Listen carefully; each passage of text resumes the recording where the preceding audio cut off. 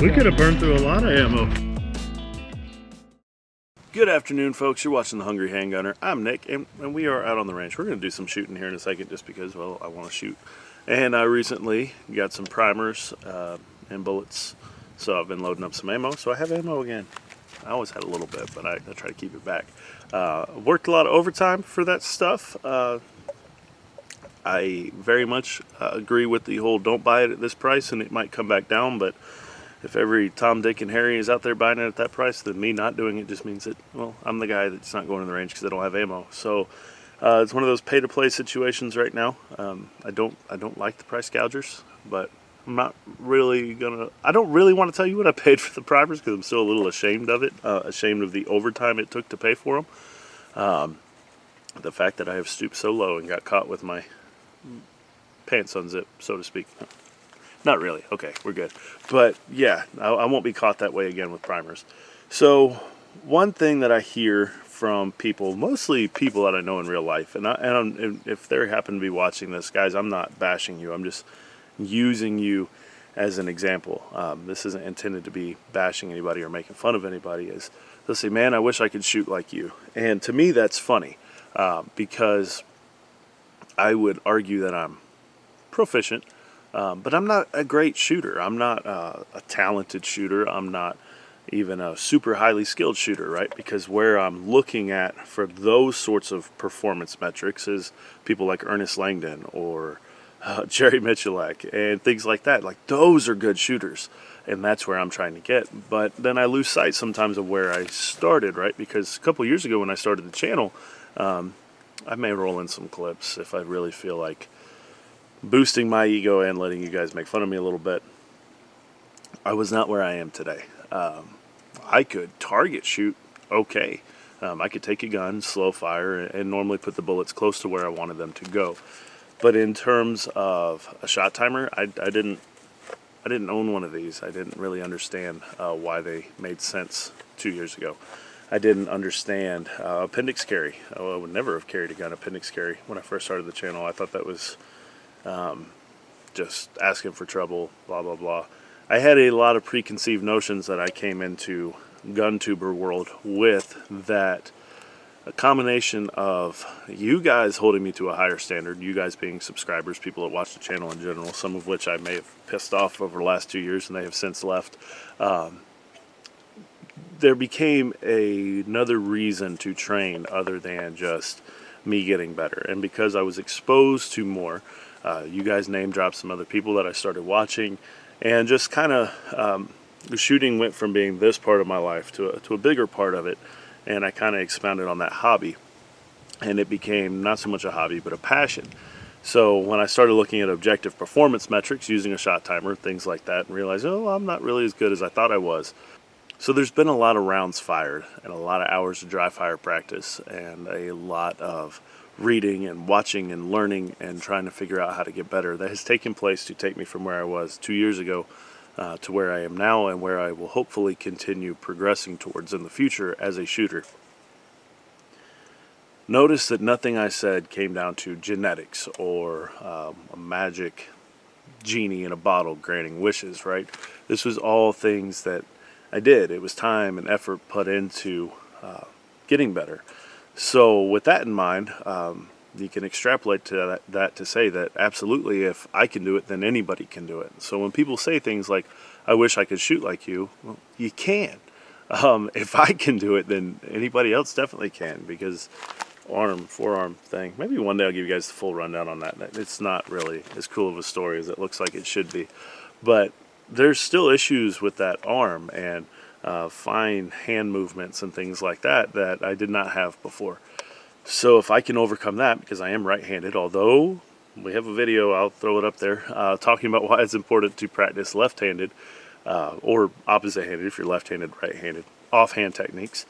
So if I can overcome that, if I can, with a full-time job and kids and all that, make it a priority, well then, stands to reason if it's that important to you, you can put in the time and effort to train. And one of the big mistakes I made when I first started training or trying to get better was thinking that everything had to be live fire. I didn't understand dry fire. I didn't understand how that helped. Well, it does help, and you can do a lot of improving with not a lot of money spent. So we may do a dry fire only video here soon, just going over some of my favorite things to do with dry fire. And I hesitate to make that video because everybody has their own kind of opinion on it. People still debate whether or not it actually works. I think that's silly. I think it's demonstrable that it does make an improvement.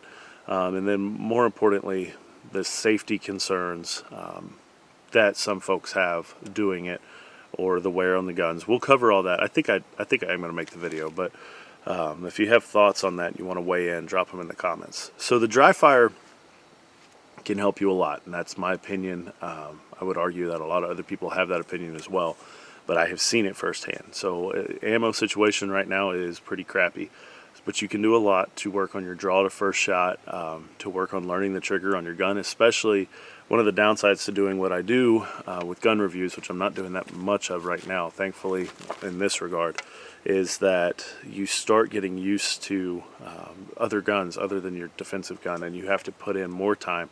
Normally before, when I used to do a lot of shooting other guns, I would come out here and I would run some drills before I shot the other gun on camera and whatnot. And then after I was done filming, whatever it was, I'd have to run through some more drills with that carry gun just to kind of let that be the last thing my brain and whatever, especially if it was a really different gun. So like carry M9A3, if I was going to come out here and review a striker gun, that's drastically different. So back in the days of doing 1,000-round reviews over a couple days, that's enough to start messing with that muscle memory a little bit. But if you have one gun, or you have one gun that you're really wanting to get good with, your carry gun, you don't shoot a lot of other things, I would posit the opinion that it's probably going to be easier to learn that gun and learn the trigger than it does if you're bouncing around a lot of other different guns. So with that in mind, guys, shooting a pistol is not hard. It's not something that only a few people can learn how to do well. It's just something that you have to take seriously. That's part of why I like pistol. Rifle, you can get into things like running a rifle as far as multiple targets and things like that, and then target shooting. But the basics of shooting a rifle are fairly easily mastered at like 50 yards, 100 yards, things like that. Most of us learned how to do that as kids with 22s. You can gain some basic proficiency pretty quickly with a rifle. And then obviously, I got kind of hooked on the long range thing with Justin. I started learning, well, there's a whole other world to that as well. And that's true, but basic proficiency can be achieved a little bit easier, I think, with long guns. Pistols definitely require, it's just different, and I think that's part of why I like them so much. So I'm not an expert. I've said that several times over the course of this channel. I'm just a guy that's kind of on this journey, and you get to join me in it. But I think that people do themselves a disservice by assuming somebody like me, or like anybody, started any differently than they're going to start, which is just putting the time in and getting the exposure, and the training is very helpful, and practice. That's what it comes down to. It's just like your bodybuilders. They didn't just go in there and boom, they were talented. No, that took a lot of dieting and discipline and practice and early mornings and late nights and all that to get to where they are. So that may be a bad example, because I don't know that everybody can be a bodybuilder. I'm not a biologist, but it stands to reason anybody could be in decent shape, precluding physical disability, right? It just takes effort, and sometimes I don't put in the effort I need to in that area. But I think we can all agree that shooting is something that anybody can learn how to do if they were willing to put in the time and effort to do so. It was one of those things, the first couple times that people said it, it was just, thank you, I appreciate the compliment or whatever. But the more I got to thinking about it, I was like, well, maybe people do have it in their head that there's some sort of barrier to shooting well, other than just practice and time, and that's not the case. I definitely can kind of attest to that with where I started versus where I'm at now, and hopefully 2 years from now where I'm at then, because like I said, I'm not a particularly great shooter. I'm just better than I was. So with all that being said, I said a lot, let's all try to get better over the next 2 years. If you're still subscribed to the channel and watching videos 2 years from now, which I hope you are, maybe we'll revisit this. Maybe we've all improved. At least hopefully that's the case. So stay safe. If you know somebody that's wanting to get into guns, take them under your wing. If nothing else, just teach them the basics. So One of the things I've heard a lot about from people is that it feels like it's a very intimidating world sometimes to try to walk into. There are a lot of type A personalities in the gun world, and sometimes that's something we do to compete with each other, I think, the kind of posturing or whatever. But I do think, by and large, most people you'll find are going to be pretty helpful. They like getting more people exposed to this, more people enjoying this hobby, this sport, this passion, whatever it is for you, livelihood even. So if you have somebody wanting to kind of come in the door and join the community, be patient with them and make yourself accessible and start helping other people learn. All right, stay safe. I'll see you next time. All right, so we're at a distance of about 21 yards. Go back a little more, I'd hit 25, but we'll do 21. So I'm not going to do anything too crazy. I'm just going to try to get the gun on target if I can keep my glasses from fogging up. And then we're going to be shooting at some steel. So just going to try to get a couple double taps off as fast as I can, and then I'll go down the line with the other guns. So 19X, 9mm up first. Not too bad. Missed my first one. All right. FNX 45 Tactical.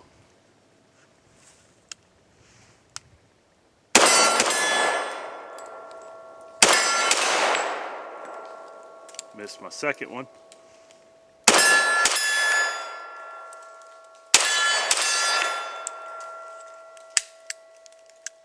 So, not too bad.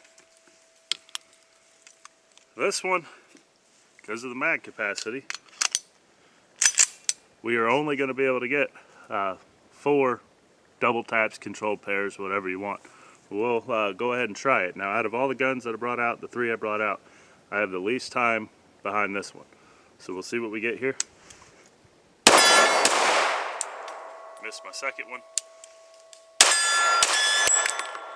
Got both of those. Both of those.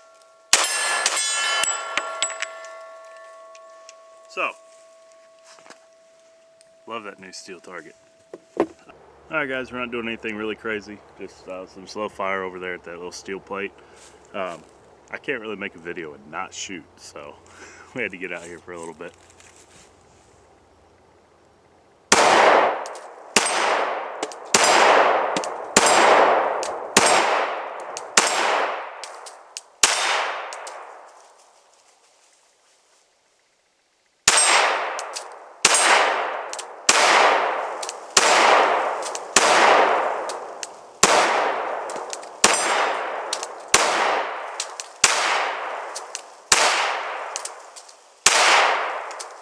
Alright, so my little log that I had keeping the hill from washing down on top of my steel is actually has rolled down. So I'm going to go fix that and we'll be right back.